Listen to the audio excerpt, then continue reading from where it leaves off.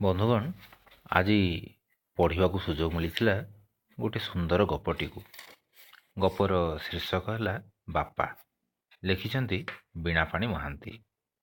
ଏହି ଗପଟି ଗୋଟେ ଗଳ୍ପ ସଂକଳନ, ଯାହାର ନାଁଟି ହେଉଛି ବାପା। ସମ୍ପାଦନା କ୍ଷୀରୋଦ ଦାସ ଏବଂ ଦିଲ୍ଲୀପ କୁମାର ସାହାଣୀ। ସେହି ଗଳ୍ପ ସଂକଳନର ଏହି ସୁନ୍ଦର ଗପଟିକୁ ପଢ଼ିବାର ସୁଯୋଗ ମିଳିଥିଲା। ଏହି ଗପଟିର କିଛି ପାରାଗ୍ରାଫ ଯଦି ଆମେ ପଢ଼ିବା, ତେବେ ଜାଣିପାରିବା କେତେ ନିବିଡ଼ ଭାବରେ ଶବ୍ଦ ସଂଯୋଜନା କରାଯାଇଛି, ଭାବକୁ କିପରି ବ୍ୟକ୍ତ କରାଯାଇଛି। ଶୁଣିବା କିଛି। ଲେଖାଯାଇଛି, ବୋଉ ଇତି ଅବସରରେ ତା ପାଖକୁ ଲାଗି ଆସିଥିଲା ଏବଂ କରୁଣ ଆଖିରେ ଚାହିଁଥିଲା। ସତେ ଯେମିତି ସୁବାସର ଆଖି ଭିତରେ ପଶିଯାଇ ସେ କାହାକୁ ଖୋଜୁଛି। ତା ମୁହଁକୁ ନିର୍ବାକ ବିସ୍ମୟରେ ଚାହିଁ ବୋଉ ଥଙ୍ଗ ଥଙ୍ଗ ହୋଇ କହିଲା, ହଇରେ ବାସୁ, ତୋ ଆଖି ତଳେ ଏଡ଼େ ଗହୀରା ହୋଇ ଦାଗ କେବେଠୁ ପଡ଼ିଲାଣି? ତୋ ବାପା ଗଲା ଦିନୁ ତୋତେ ଭଲରେ ଆଖି ପୂରେଇ ମୁଁ ଚାହିଁନି। ତୁ ଖିଆପିଆ ନ କରି ବାପାକୁ ଝୁରି ହେଉଛୁ, ହେଲେ ସେ କ'ଣ ଆଉ ଫେରିବ? ହଇରେ ବାସୁ, ତୋ ଗାଲ ପଶି ଏଡ଼ିକି ଗାତଟିଏ ହେଲାଣି। ମୋତେ ମରଣ ନ ହୋଇ ମୁଁ ବଞ୍ଚିଛି କାହିଁକିରେ? ବୋଉ ଲୁଗା କାନି ନେଇ ନିଜ ନାକ ଓ ଆଖି ପୋଛିଲା। ସୁବାସ ଅନେଇ ଦେଖିଲା, ବୋଉର ହାଡ଼ୁଆ ମୁହଁରେ ଗାଲ ଦୁଇଟା ବସିଯାଇଛି। ଆଖି ତଳେ ତାର ବି ଗହରିଆ କଳା ଦାଗ। ହାତ ଓ ବାହାରେ ଶିରାଗୁଡ଼ା ଟାଙ୍କି ହୋଇ ରହିଛି।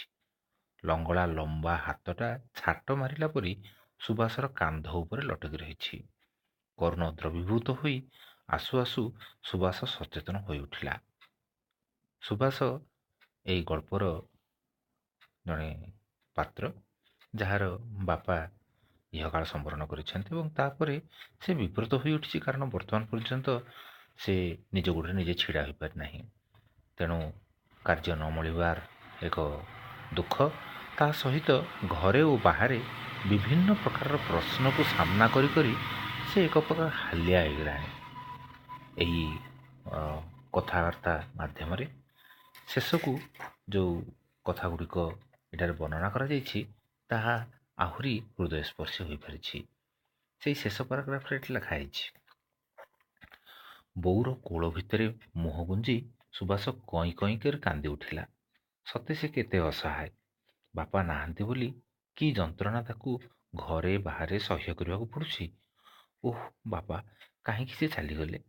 ବୋଉର କୋଳ ଭିତରେ ମୁହଁ ଗୁଞ୍ଜି ସୁବାସ ଅନ୍ଧକାରରେ ଅଣ୍ଡାଳି ବୁଲୁଥିଲା ପ୍ରଥମ ଥର ପାଇଁ ବାପାଙ୍କ ଅସ୍ତିତ୍ୱ। ଆଉ ଖୁବ୍ ଜୋରରେ କହିବାକୁ ଇଚ୍ଛା ହେଉଥିଲା, ବାପା, ତୁମେ କେଉଁଠି ଅଛ? ଫେରିଆସ, ଫେରିଆସ ବାପା। ମୁଁ କେବଳ ସୁବାସ ହୋଇ ରହିବାକୁ ଚାହେଁ। ଅମାନିଆ, ଅଝଟିଆ, ପାଗଳା ସୁବାସ ହୋଇ ରହିବାକୁ ଚାହେଁ, ଯେମିତି ତମେ ପିଲାଦିନ ଥିଲ ବାପା। ମାତ୍ର କୌଣସି ଶବ୍ଦ ତା ଓଠରୁ ବାହାରୁ ନଥିଲା। ଏ ଥିଲା ଶବ୍ଦ ସଂଯୋଜନା ଏବଂ ଅଭିବ୍ୟକ୍ତି ଏକ ନିଆରା ସମ୍ପର୍କର। ବାପା ପୁଅର ସମ୍ପର୍କ, ମା ପୁଅର ସମ୍ପର୍କ, ଏହି ସମ୍ପର୍କକୁ ସୁନ୍ଦର ଭାବରେ ବର୍ଣ୍ଣନା କରିଛନ୍ତି ବୀଣାପାଣି ମହାନ୍ତି। ତାଙ୍କ ପାଖରେ କୃତଜ୍ଞତା ଜଣାଇ ମୁଁ ରହୁଛି। ସିଏ ସାନ୍ତାକାର। ନମସ୍କାର।